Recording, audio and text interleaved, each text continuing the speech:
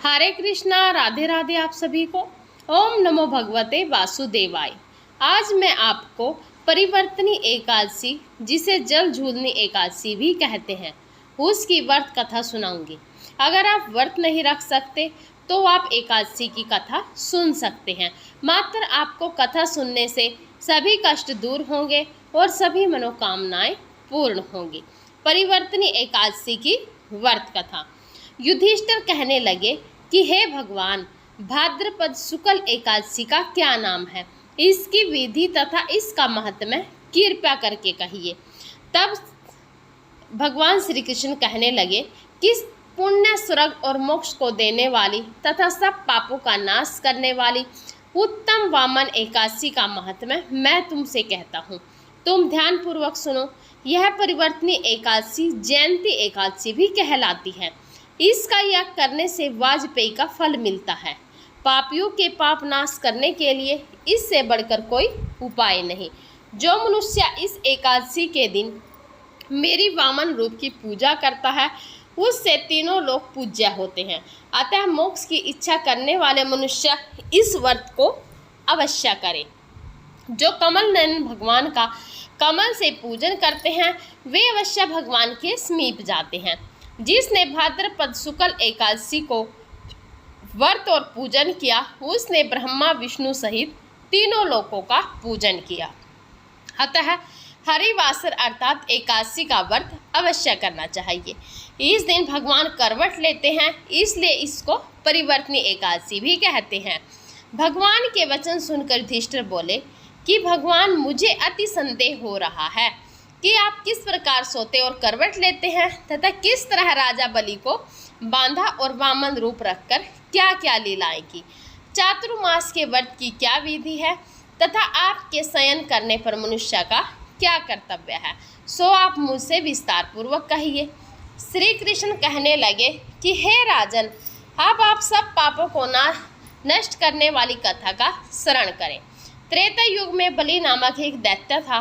वह मेरा परम भक्त था। विविध प्रकार के वेद सूतकों से मेरा पूजन किया करता था और नित्य ही ब्राह्मणों का पूजन तथा यज्ञ के आयोजन करता था। लेकिन इंद्र से द्वेष के कारण उसने इंद्रलोक तथा सभी देवताओं को जीत लिया। इस कारण सभी देवता एकत्रित होकर सोच विचार कर भगवान के पास गए। बृहस्पति सहित इंद्रादिक देवता प्रभु के निकट जाकर और नतमस्तक होकर वेद मंत्रों द्वारा भगवान का पूजन और स्तुति करने लगे। अतः मैंने वामन रूप धारण करके 5वां अवतार लिया और फिर अत्यंत तेजस्वी रूप से राजा बलि को जीत लिया। इतनी वार्ता सुनकर राजा युधिष्ठिर बोले कि हे जनार्दन, आपने वामन रूप धारण करके उस महाबली दैत्य को किस प्रकार जीता।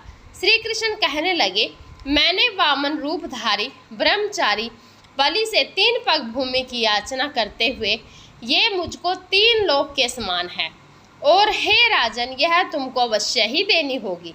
राजा बलि ने इसे तुच्छ याचना समझकर 3 पग भूमि का संकल्प मुझको दे दिया और मैंने अपने त्रिविक्रम रूप को बढ़ाकर यहाँ तक कि भूलोक में पद, भ्रूलोक में जंघा, स्वर्गलोक में कमर, महलोक में पेट, जललोक में हृदय, यमलोक में कंठ की स्थापना कर सत्यलोक में मुख, उसके ऊपर मस्तक स्थापित किया। सूर्य, चंद्रमा आदि सब ग्रहण गण, योग नक्षत्र, इंद्रादिक देवता और शेष आदि सब नाग गणों ने विविध प्रकार से वेद सूतकों से प्रार्थना की। तब मैंने राजा बलि का हाथ पकड़कर कहा कि हे राजन, एक पद से पृथ्वी, दूसरे से स्वर्गलोक पूर्ण हो गए। अब तीसरा पग कहाँ रखूं?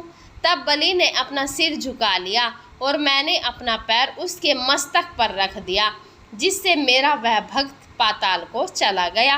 फिर उसकी विनती और नम्रता को देखकर मैंने कहा कि हे बलि, मैं सदैव तुम्हारे निकट ही रहूँगा। विरोचन पुत्र बलि से कहने पर भाद्रपद शुक्ल एकादशी के दिन बलि के आश्रम पर मेरी मूर्ति स्थापित हुई। इसी प्रकार दूसरी क्षीर सागर में शेष नाग के षष्ठ पर हुई। हे राजन, इस एकादशी को भगवान शयन करते हुए करवट लेते हैं, इसलिए तीनों लोकों के स्वामी भगवान विष्णु का उस दिन से पूजन करना चाहिए। इस दिन तांबा, चांदी, चावल और दही का दान करना उचित है। रात्रि को जागरण अवश्य करना चाहिए। जो विधि पूर्वक इस एकादशी का व्रत करते हैं वे सब पापों से मुक्त होकर स्वर्ग में जाकर चंद्रमा के समान प्रकाशित होते हैं और यश पाते हैं। जो पाप नाशक इस कथा को पढ़ते हैं या सुनते हैं उनको हजारों अश्वमेध यज्ञ का फल प्राप्त होता है। हरे कृष्णा, राधे राधे। आप सभी को वीडियो अच्छी लगी हो तो प्लीज़ एक लाइक ज़रूर कर दीजिएगा।